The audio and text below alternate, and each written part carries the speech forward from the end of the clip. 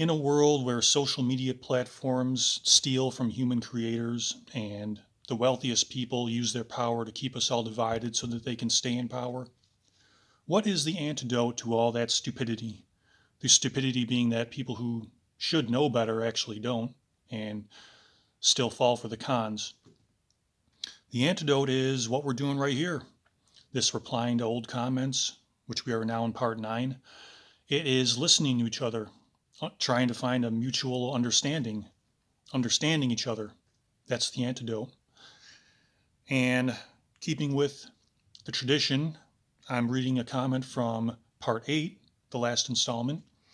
There was one comment from MK Bookteak who said, I can definitely believe it with the manipulation of views and likes. Too much greed in the world. This is my first of your videos, but I need to go back and watch the others. I'm intrigued. Great content. Thank you, MK Bookteak. Referring to the views and likes that get stolen from videos by the social media platforms, because once they get in power, much like all powerful businesses, once they get to that billionaire mark, they start to, after they have eliminated all competition, now they can take advantage of their employees, so to speak. And in this case, it's the human creators that they're stealing views and likes from so that they don't have to pay them as much money, so that they can use that to bump up the numbers of the AI generated channels, because the AI generated channels work for free and there's no pesky humans to pay, which is what MK Bookteak was referring to there. Too much greed in the world is right. And I don't think you need to go back and watch them, but you can definitely listen to them, because if you watch them, all there is to look at is my ugly mug through the whole thing. So I hope you enjoy listening and watching. I don't know, maybe you're into physiognomy and you like to see how my facial reactions react to the things I'm saying. So continuing on where we left off with replying to old comments, we were at the comment section to his master plan revealed, part 5. And the next one to reply to is from Rosie Deezers 6647, who said, your ideas are spot on, with an idea bulb, referring to how in the interrogation of Chris Watts, how Chris, with his wife and kids still missing, and he's alluded to the fact many times that they might be in trouble and need help, is replying to the interrogator, Graham Coder, how, wow, even though my wife and kids are still missing, I'm looking at the job you guys are doing, and it seems like you guys are all just spot on. You're doing a great job. Because of, and that betrays the fact that he wants them to remain missing. So they're doing a perfect job as far as Chris Watts is concerned, because his wife and kids haven't been found yet. So good job, guys. Keep up this good work. It's spot on. So that's what Rosie D Zib Zib Zib Zib Zib Zib Zib was referring to right there. The next comment was from Allie Penguin, who said, a true tragedy. The human mind is very complicated at times. I hope with each passing day we can learn more about it to help prevent similar tragedies from happening for everyone. And I think Allie Penguin was referring to the fact that, yeah, it's also a tragedy for Chris Watts himself, who has to spend the rest of his life in prison. And despite what some people say about he's actually not having such a bad time in prison, I would take the stance that this was a tragedy for himself too, that he is the victim of his own mind. But he's also paying the price that he deserves to pay for what his mind told him to do, because he still did it. And we can't just say, oh, it wasn't your fault, Chris, it was your mind. Enjoy your freedom, because then if he couldn't control his own mind, what's to stop him from just doing something like that again to more innocent people? So it's no excuse, but it was a tragedy for Chris as well. Annette2892 said, hi, it's exciting to be in on the beginning of a cool new channel. Very interesting analysis of a police interrogation of a psychopath. Yeah, I guess it was the beginning way back then. I'm glad you enjoyed it, and we're excited to see what was to come. Oh, wait a minute. I think I reread that from another video. All right, let me get back to where. Okay, here we are. Renee Zetek. Man, is this brutal, me reading these names? So, hello to you, Michael. I literally just came across your YouTube channel. I'm impressed enough to now be a new subscriber. Take care, my friend. God bless. Oh, I already replied to that. Wow, this is going terribly, but I'm just going to keep going. I don't care how bad it gets. I'm just going to keep going. I don't have time to start over, turn it off, start over, delete. I'm just going to keep going. Okay, Jordan Lever, or is it Jordan Lever? I am learning a lot from your analysis of the Watts case. Please continue. This case is very disturbing and hard to understand. Your explanations help make sense of it. I'm glad you enjoyed it, Jordan. It took me a while by seeing other good analysis that I mentioned in the description to the videos from those channels. They helped me understand it too. Oh boy, Sonia Marie Alves de Mello braved a second language to say wedding ring was for his whore. That how mean he is. Second-hand wedding ring. So he could, quote, enjoy, unquote, bullying Shanann. Oh yes, will rotten in Priscian. Now, where is your lover? Now, visiting you? Of course not. She is trying another married man. The loser. Low-value woman. Okay, short and sweet from Sonia. And going back to the other comment about how it's a tragedy for Chris to have been the victim of his own mind.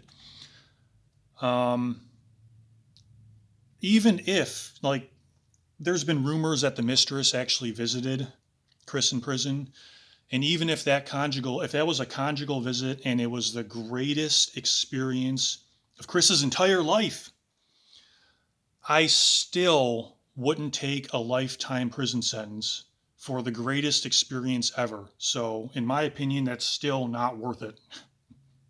Getting back to, he's not actually having such a bad time in prison. Well, even if he's getting everything he wants in prison, I still wouldn't take that to having to spend the rest of my life in prison. Angel Ita Martinson, you have an excellent and broad explanation. Broad explanation? I thought I went deep in depth. But okay, you preempted that with excellent, so I'll take that as a compliment. Rosemary Kennedy, I don't believe Chris Watts' jailhouse account. Both kids remaining unmurdered after his first attempt is a crock. He killed the kids first, then lay in wait for Shanann and attacked her from behind as she started climbing the stairs. I agree he turned her around so he could watch her die by strangulation. That was the pleasurable, silent confrontation he enjoyed. Her phone stayed in the house because, on or off, it would have tracked the journey to Survey 19. I can go along with the leaving the phone at the house because it would have tracked his journey to 319, and what would he be doing with her phone if investigators looked into it? Chris, why did you bring her phone with you to work? So I agree with that, but the first part of that comment seems a little sloppy for Chris and a little too brave for Chris, that he would wait for her to be in the house with free range, like that would be such a sloppy murder to attack her. He seems exactly like the type of guy who would wait for her to be absolutely no energy, tuckered out in bed, asleep, and then he would pin her down. That's the kind of coward. From everything we've seen of all the other details, it lines up with him being the lowest of the low on the murder ladder. He would do the most cowardly thing in the most selfish way, so that he can get away with it and still be a nice guy. He wouldn't want, like, if you think about the logistics of that, which I'm sure his robot brain did, That would be sloppy and risky to let her. She could fall into things, break them, and then he would have to explain that later on. So that I don't get him ambushing her. That doesn't make it doesn't line up with everything else we know of Chris, which is why I went with the he did it in bed. And both kids remaining unmurdered after his first attempt. That's just another example of how sloppy and unreliable attempting to murder someone is. That he thought he did it, but they were asleep, so how did he know the moment when they went from asleep to dead? That's not something that generally gets taught to the average person. Nancy Graves, excellent job. Please keep continuing with your analysis of this case. Great perspective on your part. Glad you liked it, Nancy Graves. Nanar3984, awesome input, very detailed. Your analysis is very accurate. I think Chris Watts is a malignant narcissist, pure evil. Everything is about himself. I would have to agree with that thing, malignant narcissist. Betty Nichols, I do want to hear you talk about it. You make human sense, Betty from FL. Thanks, because I did say that in the video, like, does anyone want to hear me talk about this grotesque stuff of a man murdering his innocent wife and kids? And that was her response to it. I do want to hear you talk about it, which was encouraging. So thanks, Betty. Moving on now to his master plan revealed, part 6, and the comment section there. Cynthia Sonmez. Why kill them? I don't get it. Makes no sense. Well, I spent about 8 hours across, was it 27 videos answering that question? So I hope that by the time you got through all of them, if you did, that it made sense to you finally. Anaz575, Michael, your analysis of Chris case is the best so far. It's excellent. I watch it over and over. I never get tired or bored of listening to you. Well, I'm guessing you eventually got bored. This is from 2 years ago, and you eventually stopped watching and listening. But it was nice of you in the moment to say, at the time where you hadn't gotten tired or bored of listening to me yet, to acknowledge that fact, because this goes along with, in line with the other comments from earlier where people were saying, you know, people talk about this for hours a day, literally day and night, talking about this case, but in 10 minutes you made more sense than all of them put together. You know, that kind of comment. Even if it is hyperbole, it's about as good of a comment as a creative person can possibly hear, to say that you're better than everyone else I've heard. So I just wanted to point that out to everyone who left comments in that vein, whether they were genuine or disingenuous. It doesn't get much better than that for a content creator to hear. So thank you to Anaz and everyone else who said something like that.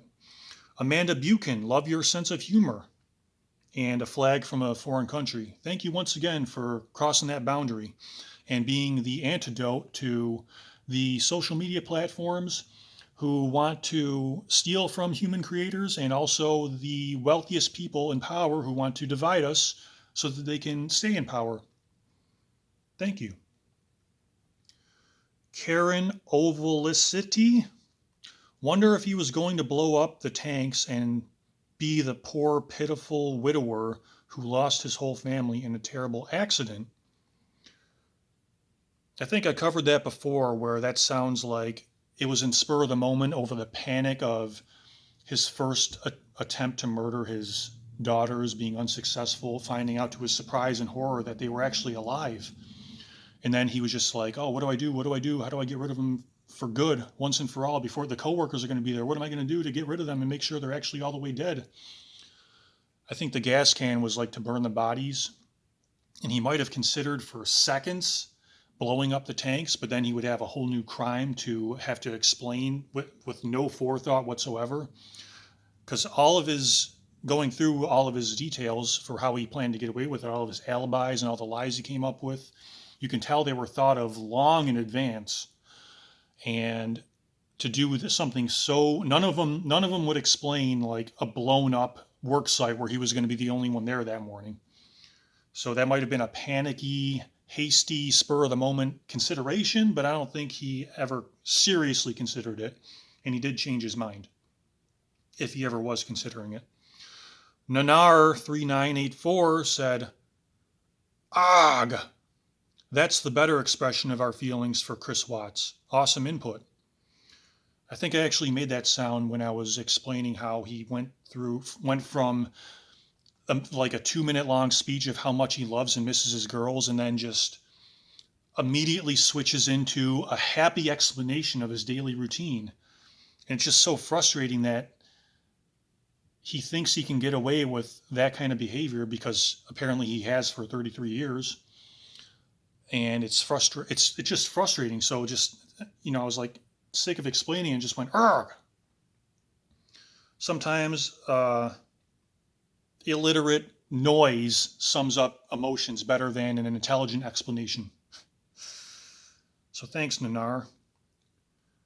Rose Zielinski, brilliant content and articulate, cogent and concise. Well done. Speaking of an intelligent explanation, that was an intelligent, well-written, I almost couldn't pronounce it, comment. Are we going to end with Sonia Marie? Yeah, we're getting a little long. So, yeah, we'll save Sonia Marie's next comment for the beginning of the next video. That wraps up part 9, and it's good that we're building these bridges, and I hope that if you've gotten this far, then you must also want to, because it seems that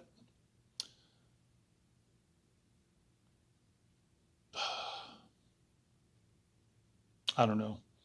Like I said, I'm just going to leave it there. I probably could have, in that silence of me staring off into space, losing my train of thought, I probably could have read Sonia's comment right there, but instead I just wasted it. But now, because of the wealthiest people in power keeping us running on the wheel, we can never step off for a second, we'll lose everything. I have to just end it there and leave with this quality of a video where I'm staring off into space for 10 seconds, and I could have read a comment instead, because I have to move on to my other duties for the day. Well, that's it. Have a good day.